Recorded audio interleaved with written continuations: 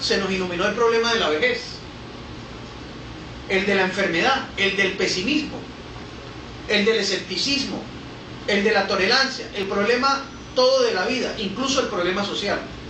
La vejez, que se compone de falta de fe, tolerancia y amor, no es sino agotamiento de esa energía que causa todo el fenómeno variado de la vida. Los valores positivos, el triunfo, son distintivos de la juventud, acompañan a la juventud. Los códigos morales, las virtudes aceptadas, petrificadas, las catalogaron los hombres ya debilitados. O sea, miren cómo el hombre débil, que ya está viejo, es el que pone el código moral. El joven no.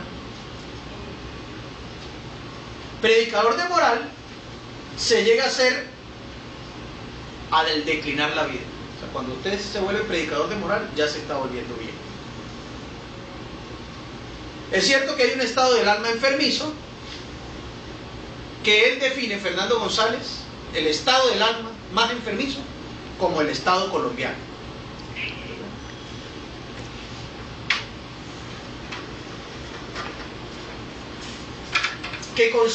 ¿En qué consiste ser colombiano? En estar obnubilado, metido en una idea como en una concha, dice Fernando González. Por eso es que este mal lo echaban de las embajadas. En una idea religiosa. En eso consiste ser colombiano. ¿Hemos cambiado desde el año 1928 hasta ahora? No mucho. A esto, que se llama fanatismo, se le ha dado un alcance inmenso. Y bajo ese, me acuerdo de Monseñor Pedro Rubiano cuando le... Bajo ese nombre, en el mal sentido, algunos espíritus liberales de América han tratado de clasificar los sentimientos juveniles. 2 puntos. El entusiasmo, el amor, la afirmación imperiosa de su valor y del valor de su obra. Han perdido de vista que la abundancia de la vida se afirma indefectiblemente, que es exclusivista. Ya pueden ser ilusión el amor de un joven, vaso de vida, su ánimo hará que esa ilusión sea realidad. Al contrario, quien envejece, se petrifica. Y para él lo imposible adquiere magnitud inmensa. Y yo me acuerdo de mi papá, que toda la vida fue viajero. Y en aquella época, en donde se viajaba con mayor dificultad que hoy, porque hoy es muy sencillo viajar, muy sencillo comunicarse, muy sencillo estar enlazado con la gente que está en otra parte. En la época de él no. Y el hombre se iba, hizo muchísimos viajes desde la Alta Guajira hasta Bolivia, o hasta Brasil, por tierra. Y cuando estaba en los años finales de su vida, soñaba con ir a Maracaibo y vivía en Riohacha. Para los que no se ubican geográficamente, solo está a 2 horas 15 minutos de distancia, una ciudad. Y pasaron 25 años y nunca fue, hasta que yo lo llevé de la mano. Fui a buscarlo y lo transporté y lo devolví a su casa. Para los viejos, lo imposible adquiere magnitud inmensa. La vejez, la hora jorobada del reumatismo, le llaman aquí, va acompañada de todas las virtudes que describe el catálogo universitario. Usted ve un catálogo universitario, ser íntegro, virtuoso. Cuando llegue a viejo, usted va a cumplir eso. O por lo menos estará más cerca. Me encanta la ironía con que escribe este tipo, es increíble. Pareciera que escribiera para hoy. Era un tipo, 33 años en el año 1928. Y voy con los 2 párrafos finales y contundentes. El problema de los pueblos, que todos estos son elucubraciones de ellos en medio de la frase de la vieja. Ven a la vieja y empiezan a filosofar, caminando. El problema de los pueblos aparece iluminado por este concepto de nuestra vieja. Cuando se agota la energía de la raza, aparecen los predicadores de la paciencia y demás parásitos.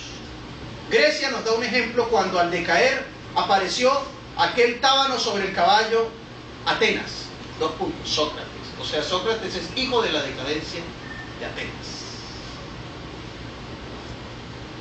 Contaba él mismo que un frenólogo, ¿se acuerdan? Los frenólogos son los antecesores de los psicólogos, los estudiantes de la mente. La figura del de la figura del cerebro. La frenología era el estudio de la figura del cerebro en aquella época. Un frenólogo le dijo que su cabeza era el nido de las malas pasiones. Ahí está el primer diagnóstico, ¿verdad?, primitivo que le hacen a un filósofo rebelde. Tu cabeza, miren lo que hizo en toda esa época, hoy te dirían una grosería. Dice, tu cabeza es un nido, ¿verdad?, de malas pasiones. Sócrates, que era feo, y además de feo era frío,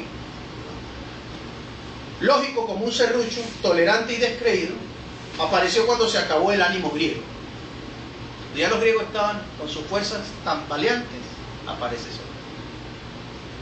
Surgió la moral, ese chorro inocuo, perdón, no es inocuo, es inicuo, que es peor, o sea, algo, de frases que sale de las bocas sin dientes. Qué interesante, ¿verdad? Ese chorro, mire cómo es la moral, cómo la define Fernando. La moral es ese chorro inicuo de frases que sale de las bocas sin dientes, o sea, de los muecos, de los desmuelados. Para los que hemos tenido problemas de conducto, esto sería como sentirnos aludidos, ¿verdad? Pero él se está refiriendo a los viejos. Y aquí viene la parte final. Dice, también Alemania, la Alemania de hoy, con sus jóvenes tiesos y de cabeza sonrosada, ahí han aparecido los predicadores de la energía, de la guerra, como Nietzsche, que es un predicador no de la moral, sino del vitalismo. ¿Cómo se alegra la vida al recordarlo?, dice entre signos de admiración Fernando González. Fue el goce dionisiaco, y aquí viene la introducción de un personaje que nos va a enseñar o nos va a permitir a entender la tragedia. Alemania, a pesar de la confabulación universal,